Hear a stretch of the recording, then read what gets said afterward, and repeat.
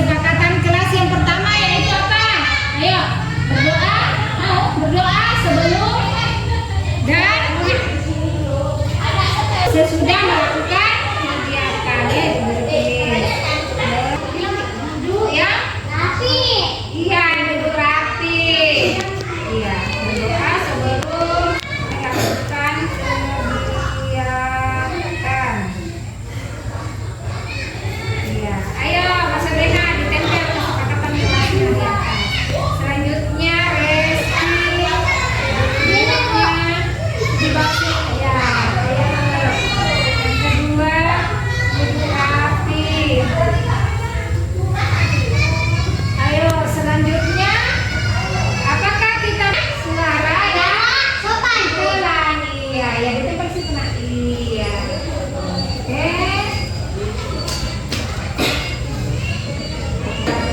Oke, ayo sambil ditempel saya. Oke, nah setelah bermain, apakah mainannya dibereskan atau enggak?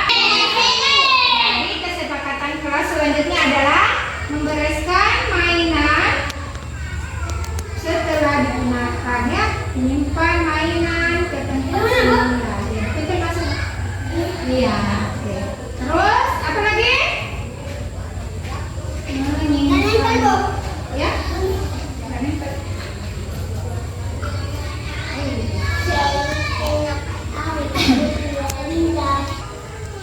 Berbicara. Enak sambil sini nak pintar. Selanjutnya membereskan mainan.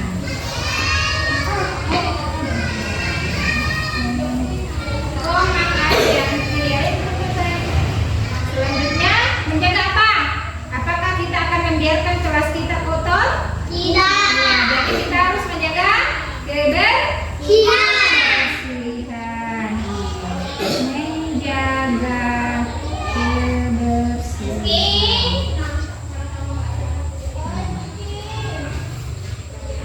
Asilah, silakan dibuang. Oke, selanjutnya kita akan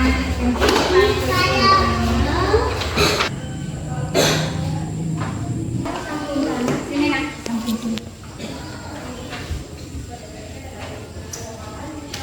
Iya. Sekarang kita akan tempelkan ya. Kesepakatan kelasnya ada berapa? Ada berapa ini? Nah, 3 tuh 2, 3, 4, 5. iya. Kita tempel adalah yang berdoa ya. Ayo nak, silakan ditempelkan di sini.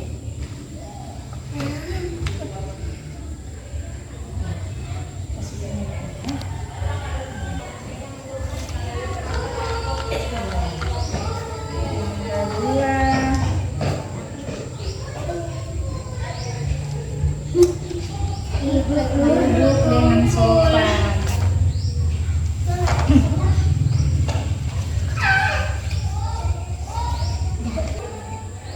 Ya, ditempel di sini. Ini bawa-bawa.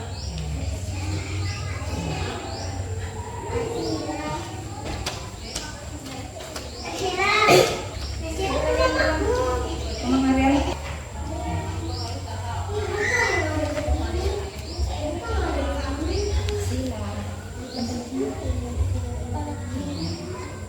Oke, nah kita bacakan dulu kesepakatan kelas B3.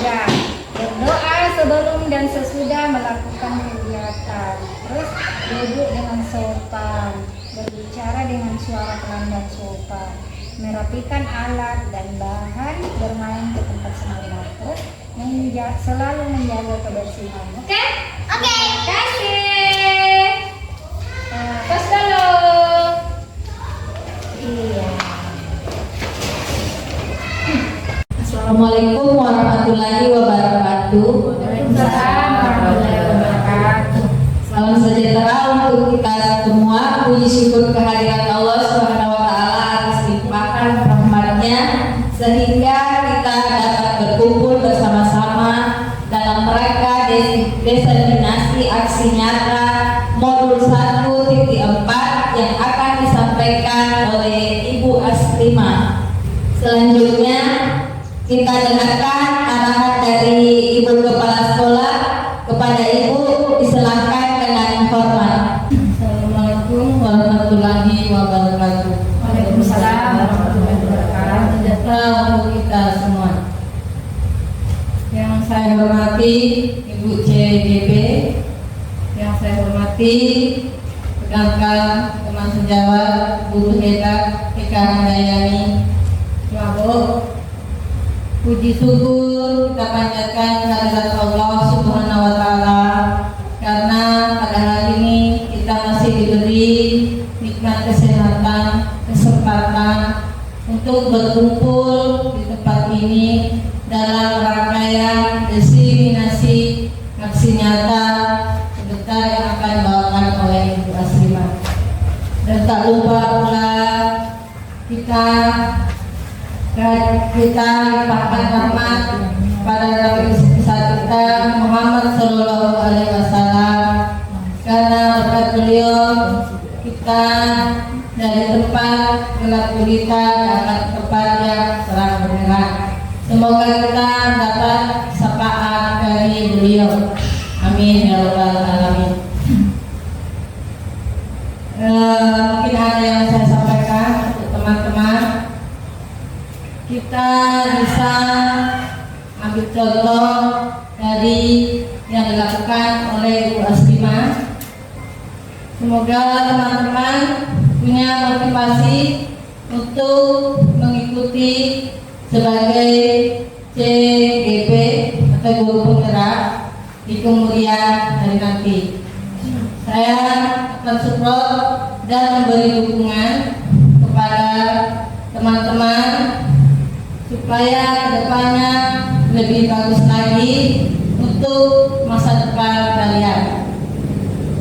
Karena dengan kalian menjadi guru penggerak, insya Allah masa depan kalian sudah nanti di depan mata. Dan apabila kalian membutuhkan bimbingan, saya rasa Ibu Aslimah bisa memberi dukungan yang baik untuk kalian semua. Perjalanan kalian masih panjang, ya. Saya rasa kalian bisa dan mampu melewati sekecil apapun yang tidak bisa kalian lakukan. Insya Allah akan kalian bisa lakukan dengan sebagai menjadi atau mendatang guru penggerak. Ibu memberi motivasi kalian semua atau support ini untuk kebaikan kalian semua. Mungkin itu saja yang akan saya sampaikan, dan terima kasih kepada Ibu Aslimah yang telah menjadi guru penggerak dan kemudian hari bisa membimbing teman-teman yang ada di sini. Ini itu yang akan saya sampaikan. Terima kasih. Assalamualaikum warahmatullahi wabarakatuh. Waalaikumsalam warahmatullahi wabarakatuh. Pemaparan diseminasi aksi nyata pada modul 1.4 oleh rekan kita Ibu Aslimah. Kepadanya dipersilakan. Bismillahirrahmanirrahim. Assalamualaikum warahmatullahi wabarakatuh. Selamat pagi menjelang siang. Syukur alhamdulillah senantiasa kita ucapkan kehadirat Allah Subhanahu wa Ta'ala atas limpahan rahmat berupa kesehatan, kesempatan, kekuatan serta semangat yang diberikan kepada kita sehingga kita dapat berkumpul bersama-sama dalam diseminasi budaya positif modul 1.4 yang akan saya sampaikan. Salam dan salawat kepada baginda Nabiullah Muhammad sallallahu alaihi wasallam sebagai rahmatan lil alamin. Baik, teman-teman. Ya, Teman-teman, berarti saya lebih dari teman-teman. Tetapi saya ingin membagikan ilmu yang telah saya peroleh selama saya berada dalam program guru penggerak. Ya, jadi ilmu yang saya terima saya berikan kepada teman-teman. Semoga bisa bermanfaat dan bisa kita implementasikan di sekolah kita. Adapun materi yang akan saya sampaikan hari ini yaitu disiplin positif dan nilai-nilai kebajikan universal. Terus teori motivasi, hukuman dan penghargaan, restitusi, keyakinan kelas, kebutuhan dasar manusia dan dunia berkualitas, restitusi, 5 posisi kontrol dan segitiga restitusi. Di sini disiplin positif dan nilai-nilai kebajikan universal menurut teori kontrol Dr. William Glasser mengatakan bahwa ilusi guru mengontrol murid. Ya, kadang kita sebagai guru kita yang mengontrol murid ya. Di sini yang kedua, ilusi bahwa semua penguatan positif, efektif dan bermanfaat. Yang ketiga, ilusi bahwa kritik dan membuat orang merasa bersalah dapat menguatkan karakter. Yang keempat, ilusi bahwa orang dewasa memiliki hak untuk memaksa. Kadang kita sebagai orang dewasa memaksa anak-anak. Nah, disiplin positif yang kedua di sini makna disiplin, selanjutnya nilai-nilai kebajikan. Teori motivasi, hukuman dan penghargaan atau restitusi. Di sini ada 3, yaitu pertama untuk menghindari ketidaknyamanan atau hukuman. Yang kedua untuk mendapatkan imbalan atau penghargaan dari orang lain. Yang ketiga untuk menjadi orang yang merdeka, yang mereka inginkan dan menghargai diri sendiri dengan nilai-nilai yang mereka percaya. Ada hukuman, konsekuensi dan restitusi. Keyakinan kelas, metode untuk menimbulkan kembali disiplin positif yang didasari oleh motivasi dari dalam diri kita. Ya, di sini kita akan membuat keyakinan kelas. Nah, ini ada kesepakatan kelas yang sudah saya buat di sini, yaitu berdoa sebelum dan sesudah melakukan kegiatan, berbicara dengan suara pelan dan sopan, duduk dengan sopan, merapikan dan merapikan alat dan bahan bermain ke tempat semula, selalu menjaga kebersihan. Nah, inilah keyakinan kelas yang diharapkan dapat kita kembangkan di dalam kelas kita, membuat kesepakatan dengan anak-anak kita. Nah, selanjutnya kebutuhan dasar manusia dan dunia berkualitas. Ini ada kebutuhan dasar manusia, yaitu kebutuhan bertahan hidup, kebutuhan kasih sayang dan rasa diterima, kebutuhan penguasaan, kebutuhan kebebasan, kebutuhan kesenangan. Iya, ini semua kita miliki ya. Nah, ini kebutuhan dasar manusia. Nah, ada 5 posisi kontrol di sini. Posisi penghukum di sini, biasanya di posisi penghukum ini modelnya suaranya nadanya tinggi, berkaca pinggang, terus memberikan hukuman yang tidak sesuai dan tidak sesuai dengan kesalahannya. Terus posisi pembuat merasa bersalah, di sini suaranya pelan, tetapi menusuk di hatinya anak-anak. Terkadang kata-katanya seperti ini, apakah kamu tidak kasihan melihat ibu seperti ini, contohnya, gitu ya, sehingga muncul rasa bersalah dari dalam diri anak. Iya. Nah, sehingga anak ini tidak bisa mandiri. Terus yang ketiga, posisi sebagai teman. Iya, saya juga sebelum mempelajari ilmu ini, saya selalu berada pada posisi sebagai teman.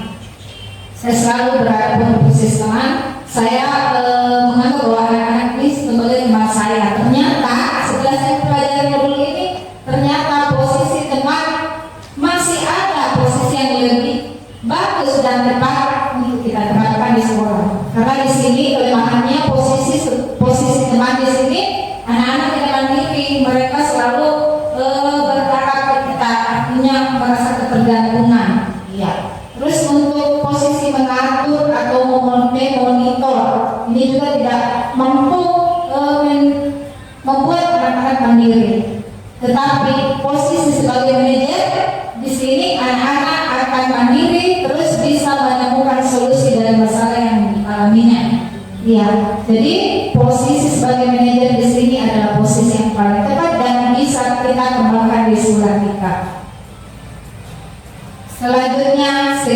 restitusi agar memudahkan para guru dan orang tua dalam melakukan proses menyiapkan anaknya untuk melakukan restitusi dapat diterapkan segitiga restitusi atau bahasa kerennya restitution framework. Ya, di sini ada yang pertama itu menstabilkan identitas. Ketika anak memiliki masalah, kita tidak langsung marah-marah sama anak, tetapi kita dulu berusaha untuk menstabilkan emosi pada anak. Kita mendengarkan dulu apa sebenarnya yang terjadi, kenapa, kita harus cari tahu dulu. Iya, kita stabilkan dulu emosinya. Iya, sengaja ibu guru panggil ke sini, ibu guru tidak akan marah kok sama kamu. Tapi karena ibu guru juga pernah melakukan kesalahan. Terus selanjutnya kita melakukan validasi tindakan yang salah. Di sini kita akan bertanya kepada anak, kenapa, apa masalahnya tadi, kenapa sampai memukul temannya, kenapa tadi, apa masalahnya. Tentu anak-anak akan bercerita karena emosinya di sini sudah stabil ya. Terus selanjutnya menanyakan keyakinan, kita tanyakan kepada anak apa selanjutnya, langkah apa, seperti apa yang dia inginkan dan bagaimana solusinya nanti. Nah, di sini dalam stabilkan identitas, bagian dasar dari segitiga restitusi bertujuan untuk mengubah identitas anak dari orang yang gagal karena melakukan kesalahan menjadi orang yang sukses. Yang kedua, validasi tindakan yang salah, mengubah pandangan dari teori stimulus respons ke cara berpikir proaktif yang mengenali tujuan dari setiap tindakan. Yang ketiga, menanyakan keyakinan, memberi pertanyaan kepada murid untuk memunculkan motivasinya, kemudian mengaitkan keyakinan yang telah disepakati dengan tindakan yang dilakukan. Oke, untuk dokumentasinya di sini ada video yang kemarin sempat kita rekam. Ya, ini ya video Aisyah yang membuang sampah. Ya, di sini Aisyah bermain di bola-bolanya sambil makan roti. Ya, Aisyah makan roti di sini. Di sini juga ada Syakira dengan Arisa membuang sampah. Kemudian dia buang sampahnya di sembarang tempat.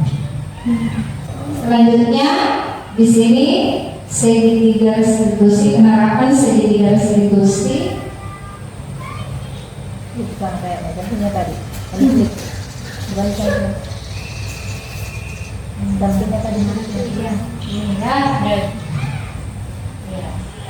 Ini tahap menstabilkan identitas.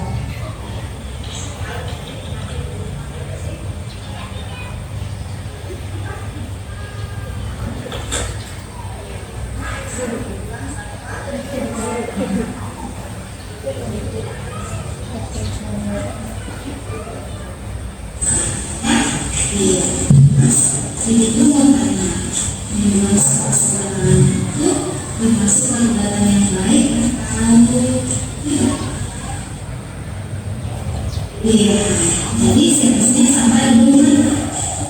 Iya, hebat. Oke, terus ada saya. Jadi nanti Aisyah makan, terus ada sampahnya. Jadi iya, oke. Baik, penerapan segitiga restitusi mulai dari menstabilkan identitas,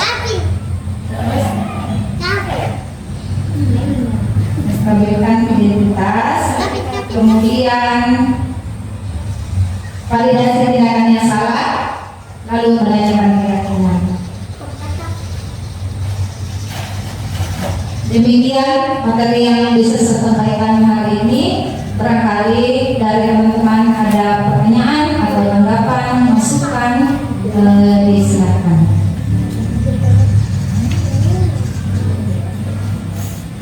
Bagaimana?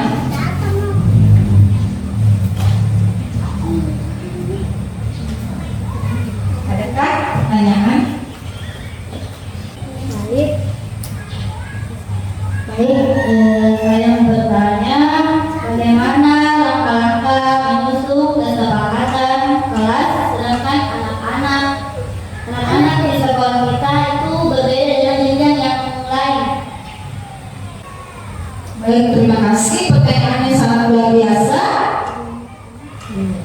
Di sini, iya, saya pahami bahwa dalam membuat kesepakatan kelas di sekolah kita memang agak berbeda dari kesepakatan kelas untuk jenjang pendidikan yang lain seperti SD, SMP, dan SMA ya.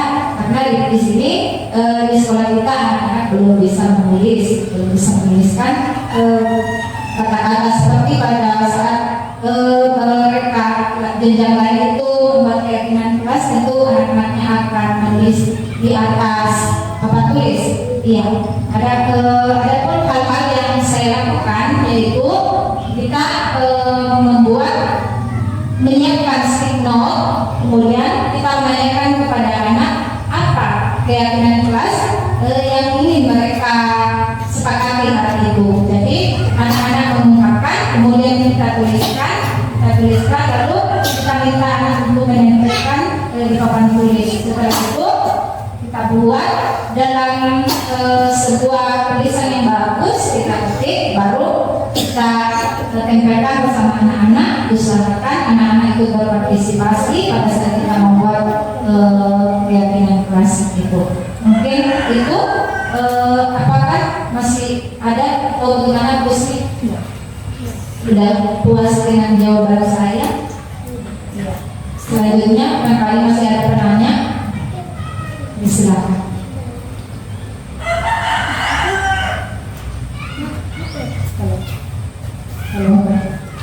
Terima kasih atas kesempatan diberikan. Yang saya ingin tanyakan, bagaimana cara mengimplementasikan kritika restitusi ketika kita menghadapi anak-anak yang dalam kelas hiperaktif? Sering bertanya ketika belajar, sering bermain ketika menjelaskan di depan. Bagaimana cara mengimplementasikan tersebut? Terima kasih. Baik, terima kasih Bu Suri, pertanyaan yang luar biasa. Ya, tadi anak yang hiperaktif ya di dalam kelas ketika guru sedang menjelaskan. Iya. Nanti kita biarkan saja dulu. Nanti setelah selesai pembelajaran kita ajak anak tersebut masuk ke ruangan. Kita tanyakan kenapa tadi seperti ini. Senang ya kayak tadi contohnya ya.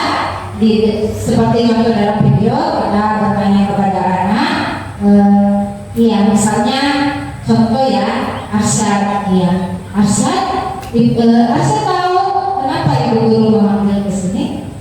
Ibu guru memanggil Arsyad ke sini bukan untuk memanggil Arsyad, karena ibu guru juga pernah melakukan kesalahan. Iya. Terus ibu guru tadi melihat Arsyad di dalam kelas pada saat ibu guru menjelaskan, Arsyad tadi sibuk colek-colek temannya. Kenapa Arsyad? Ada apa? Apakah ada sesuatu yang Arsyad butuhkan pada saat ibu guru menjelaskan? Kalau apakah Arsyad kurang tertarik dengan materi yang ibu guru sampaikan? Tentu anak-anak akan berbicara. Dia akan mengungkapkan alasan mengapa sehingga dia berbuat demikian. Setelah itu kita membuat kesepakatan bersama Arsyad. Terus Arsyad maunya apa? Apa yang Arsyad inginkan? Ya. Dia akan berbicara, saya maunya seperti ini. Iya, oke, kita sepakat. Besok apakah kapan Arsyad akan mulai mengubah kebiasaan Arsyad itu? Iya. Terus Arsyad akan berkata bahwa iya, guru kemungkinan dia akan berkata besok saya tidak akan seperti itu lagi. Ya, semoga bisa diterapkan dan anak-anak kita bisa mengerti dan bisa mengimplementasikan juga seperti apa yang sudah dia janjikan kepada guru, apa yang sudah kita sepakati. Ya. Apakah itu artinya sementara anak-anak belajar kita biarkan dulu anak Ya, karena jangan sampai kita tangani si Arsyad, terus anak lain merasa diabaikan. Jadi kita berusaha dulu dulunya rapi, kita sebut namanya anak-anak yang sudah dulu rapi. Kemudian kita sebut lagi si Aksar. Akhirnya karena jangan sampai si Aksar ini butuh perhatian sehingga dia selalu minta membuat keonaran atau apalah di dalam kelas. Siapa tahu kita tidak tahu kronologinya dalam rumahnya, apakah dia tidak diperhatikan oleh orang tuanya sehingga di sekolah dia berusaha untuk mencari perhatian kepada siapa yang dia anggap bisa melindungi dia, bisa memberikan perhatian dia. Jadi kita menyanyi dua lagu ya, yang dulunya rapi, misalnya namanya, yang belum dulu rapi, Aksar namanya. Jadi sering disebut namanya. Akhirnya ketika dia merasa wah saya diperhatikan oleh guru, akhirnya dululah si Aksar dengan tenang dan membantu itu. Setelah itu kita kembali memanggil Aksar setelah anak-anak istirahat boleh lakukan, kita panggil Aksar masuk ke kantor di ruang guru, kita menanyakan apa sebenarnya yang terjadi pada Aksar dan bagaimana kesepakatan bersama Aksar sehingga tidak terulang lagi kejadian tadi di kelas. Oke. Bagaimana teman-teman lain? Apakah masih ada pertanyaan? Kalau sudah tidak ada pertanyaan dari teman-teman, saya akhiri saja pemaparan saya hari ini. Semoga apa yang saya sampaikan bisa kita implementasikan bersama di sekolah kita sehingga harapan kita untuk kemajuan sekolah kita dapat terwujud. Terima kasih atas segala perhatiannya. Mohon maaf atas segala kekurangan. Wabillahi taufiq wal hidayah. Wassalamualaikum warahmatullahi wabarakatuh. Waalaikumsalam warahmatullahi wabarakatuh.